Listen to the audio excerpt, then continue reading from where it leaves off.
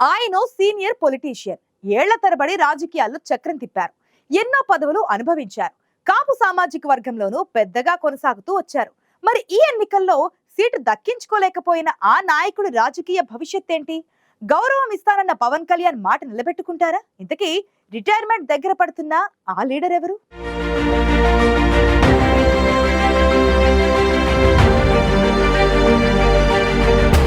గోదావరి జిల్లా రాజకీయాల్లో సీనియర్ కాపు సామాజిక వర్గానికి పెద్ద దిక్కు మాజీ మంత్రి, మాజీ ఎంపీ కొత్తపల్లి సుబ్బారాయుడు రాజకీయ భవిష్యత్ ఏంటనేది ఇప్పుడు హాట్ టాపిక్ గా మారింది. గోదావరి జిల్లాలో కాపు ప్రధాన నేతలైన ముద్రగడ పద్మనాభం, హరిరామ జోగయ్యల పొలిటికల్ అధ్యాయమిక ముగిసినట్లే. దీంతో ఆ సామాజిక వర్గంలో మిగిలిన మరో సీనియర్ కొత్తపల్లి సుబ్బారాయుడు భవిష్యత్తు ఏంటనే దానిపై ఇప్పుడు అందరి దృష్టి పడింది. అయితే ఎన్నికల్లో సీటు రాకపోవడంతోనే కొత్తపల్లి రాజకీయ జీవితం ముగిసిందని అంతా అనుకున్నారు. అయితే ఆయన అనూహ్యంగా జనసేన పార్టీలో చేరడం, కొత్తపల్లిని పార్టీలోకి ఆహ్వానించిన పవన్ కళ్యాణ్ పార్టీ తగిన గౌరవం ఇస్తుందని హామీ ఇవ్వడం కొత్తపల్లి అభిమానుల్లో ఆశలు నింపింది.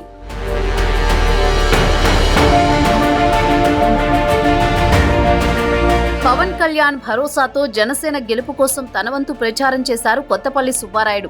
నర్సాపురం అసెంబ్లీ నియోజకవర్గంలో జనసేన అభ్యర్థి బొమ్మిడి నాయకర్ గెలుపుతో రాజకీయ చక్రం తిప్పడంలో సిద్ధహస్తునని మరోసారి నిరూపించుకున్నారు సీనియర్. బొమ్మిడి నాయకర్కు పోటీగా నిలిచేందుకు వచ్చిన నేతలందరినీ కలుపుకుని జనసేనకు వ్యతిరేకంగా కూటమి నుంచి మరెవరూ రెబల్గా పోటీ చేయకుండా చూడడంలో కొత్తపల్లి పాత్ర కీలకమంటూ చర్చ జరుగుతోంది. ఎన్నికలు ముగిశాయి. జనసేన పోటీ చేసిన 21 స్థానాలను కైవసం చేసుకుంది. పవన్ డిప్యూటీ సీఎం అయ్యారు. కూటమి ప్రభుత్వంలో కీలకంగా మారారు. దీంతో మిగిలింది కొత్తపల్లి సుబ్బారాయుడికి సముచిత స్థానం కల్పించడమేనని ఆయన అనుచర గణం ఎదురుచూస్తోంది.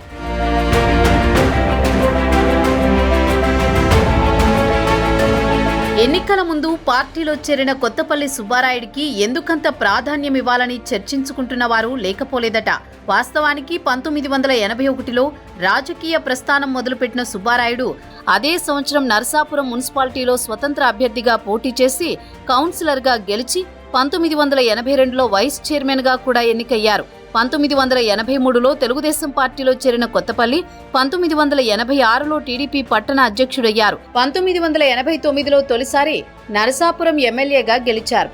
1994లోనూ నరసాపురం ఎమ్మెల్యేగా గెలిచి ఎన్టీఆర్ కేబినెట్లో గృహ నిర్మాణ శాఖ మంత్రిగా పనిచేశారు కొత్తపల్లి. 1996లో నరసాపురం ఎంపీగా గెలిచి పార్లమెంటుకు వెళ్లారు. తిరిగి 99లో ఎంపీగా పోటీ చేసి ఓడిపోయిన కొత్తపల్లి సుబ్బారాయుడు అదే సంవత్సరం నరసాపురం ఎమ్మెల్యేగా గెలిచి చంద్రబాబు కేబినెట్లో మంత్రిగా పనిచేశారు. 2004లో వైఎస్ నాయకత్వంలో రాష్ట్రంలో కాంగ్రెస్ హవా కొనసాగినా నరసాపురంలో మాత్రం టీడీపీ జెండా ఎగరేసి మరోసారి ఎమ్మెల్యేగా గెలిచారు కొత్తపల్లి.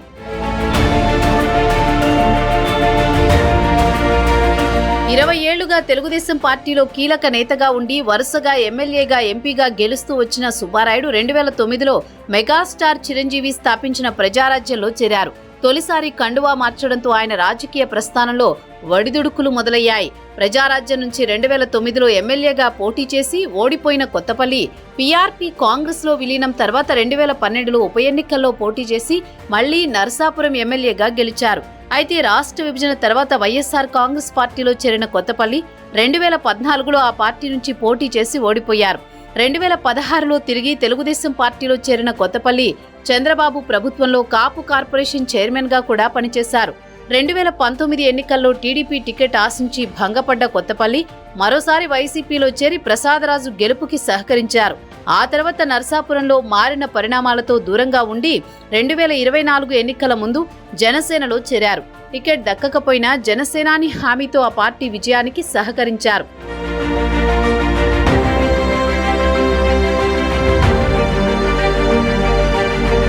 ఇంతటి రాజకీయ అనుభవం ఉన్న నేత కాబట్టే కొత్తపల్లి సుబ్బారాయుడు లాంటి వారికి సముచిత స్థానం కల్పిస్తామని జనసేన అధినేత పవన్ కళ్యాణ్ హామీ ఇచ్చారని, త్వరలోనే సీనియర్కి కీలక పదవి దక్కుతుందని ప్రచారం జరుగుతోంది. మరి తమ సామాజిక వర్గానికి సేవ చేసే కాపు కార్పొరేషన్ చైర్మన్ నుంచి మంత్రి వరకు అన్ని పదవులు అనుభవించారు కొత్తపల్లి. ఇప్పుడు అంతకు మించి ఏ పదవి చేపట్టబోతున్నారన్నది ఆసక్తికర అంశం. ఎన్డీఏ కూటమి ప్రభుత్వం ఏర్పడడంతో పదవుల కోసం నేతల మధ్య గట్టి పోటీ ఉంది. ఇంత పోటీలో కొత్తపల్లికి నిజంగా గౌరవం దక్కుతుందా, లేకుంటే వయోభారంతో ఆయన రాజకీయ ప్రయాణం ఇంతటితో ముగుస్తుందా అనేది పెరుమాళ్లకే ఎరుక.